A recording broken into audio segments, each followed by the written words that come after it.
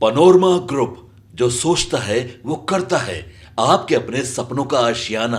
अरे भाई ना, अब आखिरी मौका है। जितना नारा लगाना लगाने, 400 लगा दें, 600 लगा दें। अब तो ये सब बात करने का कोई फायदा ही नहीं ना। राज खुल चुका है करीब करीब, और चार तारीख को इसकी पुष्टि हो जाएगी। 4 तारीख के पहले किसी का कुछ कहना अभी तो व्यर्थ है, या फ्रस्ट्रेशन की निशानी है बहुत लोगों के लिए जो ऐसी बातें कर रहे हैं। मैं इस मामले पे अब कुछ नहीं कह सकता हूँ। आज चुनाव प्रचार की आखिरी शाम थी। इस बार ख़त्म करके मैं भी कलकत्ता से आ रहा हूँ। बहुत सारे लोग जगह जगह से आज करके आ रहे हैं, क्योंकि मेरा वोट पटना में है।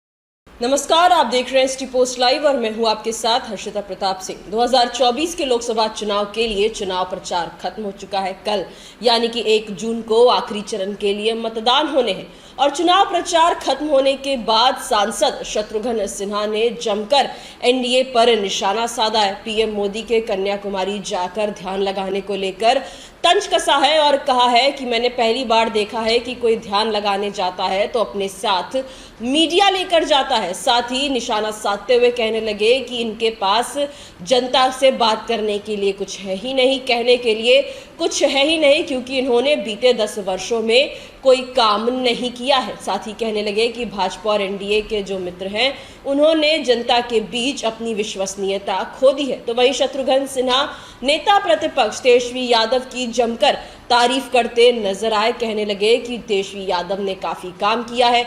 नौकरी के मुद्दे को लेकर भी तेजस्वी यादव की जमकर तारीफ करते नजर आए शत्रुघ्न सिन्हा। अपने दिए गए बयान में क्या कुछ कहा उन्होंने, हम आपको छोड़े जाते हैं उनकी बातों के साथ। अभी भी बीजेपी, अरे भाई ना, अब आखिरी मौका है। जितना नारा लगाना लगाने, 400 लगा दें, 600 लगा दें। अब तो ये सब बात करने का कोई फायदा ही नहीं ना। राज खुल चुका है करीब करीब, और चार तारीख को इसकी पुष्टि हो जाएगी। 4 तारीख के पहले किसी का कुछ कहना अभी तो व्यर्थ है, या फ्रस्ट्रेशन की निशानी है बहुत लोगों के लिए जो ऐसी बातें कर रहे हैं। मैं इस मामले पे अब कुछ नहीं कह सकता हूँ। आज चुनाव प्रचार की आखिरी शाम थी। इस बार ख़त्म करके मैं भी कलकत्ता से आ रहा हूँ। बहुत सारे लोग जगह जगह से आज करके आ रहे हैं, क्योंकि मेरा वोट पटना में है। और मैं हर साल हमेशा जब ज़रूरत होती है वोट देने आता हूँ, और पटना ज़रूर आता हूँ। तो अभी आपके सामने गया था, चुनाव प्रचार ख़त्म करके सिर्फ पटना आया हूँ अपना वोट डालने के लिए, अपने कर्तव्य का पालन करने के लिए। हर किसी को वोट डालना चाहिए, और उसी सिलसिले में, उसी कड़ी में मैं सामने हूँ यहाँ पे। अब बाकी जो बातें करूँगा वो 4 तारीख के बाद ही करूँगा। तो अब आखिरी चरण का चुनाव है, क्या लगता है सर? नहीं, मैं तो बोल चुका हूँ, अपनी राय रख चुका हूँ हर जगह। इंडिया ब्लॉक जो है या यूनाइटेड अपोजिशन लगता है बहुत ही अच्छा कर रहा है, बहुत ही अच्छा कर रहा है। रिजल्ट्स अप्रत्याशित होंगे, इंडिया ब्लॉक के फेवर में होंगे। एक तरफ यहाँ कह रहा हूँ, ये भी हमने कहा है कि ममता जी का, और आज जो बंगाल में जो आज उनकी लहर है, पूरे देश में सबसे ज़्यादा, सबसे बड़ा मतदान अगर कहीं हुआ है तो बंगाल में हुआ है। 78%, 80% को टच कर रहा है। और ये जो 7वां चरण है परसों, मैं समझता हूँ उसमें सारे पुराने रिकॉर्ड भी टूट जाएंगे।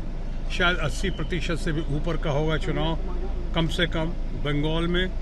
उस बिना पे मैं कह सकता हूँ कि ममता जी इस बार बिल्कुल स्वीप करेंगी। और इस चुनाव के बाद जो केंद्र का चुनाव है, इंडिया ब्लॉक की मैसिव विक्ट्री के बाद मुझे पूरा विश्वास है कि ममता जी एक गेम चेंजर बनकर सामने उभर कर आएंगी। सर, एनडीए कह रही है कि बंगाल में भी इस पर 0 पर आउट हो जाएंगे। भाई वो कुछ भी कह सकते हैं, उनको तो अभी कहने के अलावा कुछ है नहीं, किया तो कुछ है नहीं उन लोगों ने।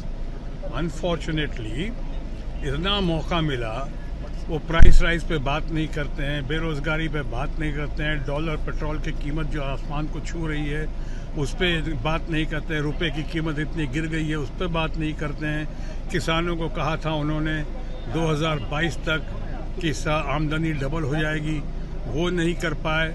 सिंगल आमदनी के भी लाले पड़े में, उस पर बात नहीं कर रहे हैं। लोगों को आवास देने की बात की थी, वो नहीं हुआ। सारी गारंटी फेल हो गई।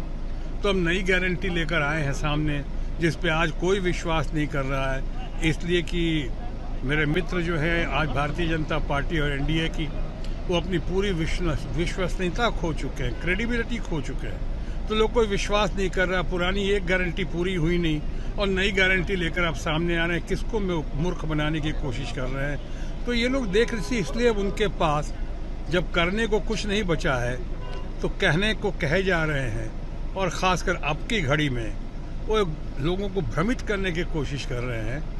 कुछ उनकी कथनी और करनी में बहुत अंतर है और ये साफ दिखाई पड़ रहा है, और मुझे लगता है इसका खामियाजा जो है, इसका नतीजा जो है उनको भुगतना पड़ेगा 4 तारीख को। कन्याकुमारी जा रहे हैं ध्यान करने के लिए। देखिए, ये सब जो भी है, ध्यान करने में कोई हद नहीं है। मेडिटेशन उन्होंने पहले भी किया था, लेकिन पहले और अब में ये अंतर है कि उन्होंने उसका पूरा प्रचार प्रसार किया था मीडिया के सामने। मैंने भी पहली बार सुना है कोई ध्यान करने जाता है तो मीडिया और कैमरा को साथ लेकर जाता है, ऐसा मैंने पहले कभी नहीं सुना।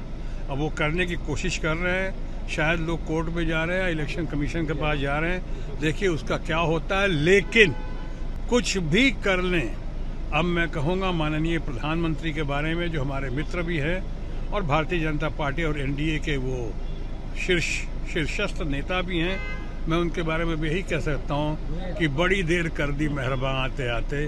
10 साल में अगर कुछ किया होता तो ये सब करने की ज़रूरत नहीं पड़ती, इतने सारे हथकंडे अपनाने की ज़रूरत नहीं पड़ती। मैंने अभी कहा कि अपनी विश्वसनीयता खो चुकी है हमारी एनडीए और उनके दोस्त बीजेपी के फ्रेंड्स। सो अब बहुत देर हो चुकी है, 4 को नतीजे सामने आए। बिहार में तेजस्वी क्या जिस तरह से 291 सभा की है, 251, क्या लगता है 40 सीट पर कितना रंग दिखाएगा तेजस्वी का ये 251? नहीं, तेजस्वी से लोगों को बहुत उम्मीदें हैं। तेजस्वी बहुत अच्छा कर रहे हैं और तेजस्वी ने जो काम किया है, मैं समझता हूँ उसका बहुत अच्छा परिणाम मिलेगा। आज युवा पीढ़ी या बाकी लोगों को तेजस्वी के ऊपर बहुत भरोसा है और मैं समझता हूँ कि बहुत अच्छा परिणाम हासिल करेंगे वो। पटना साहिब से फिर से एक बार रविशंकर प्रसाद है जी, पटना साहिब से रविशंकर प्रसाद। अब देखिए, चुनाव प्रचार की शाम खत्म हो चुकी है। अब सबको हमारी शुभकामना और शुभाशीष है। धन्यवाद। Thank you sir.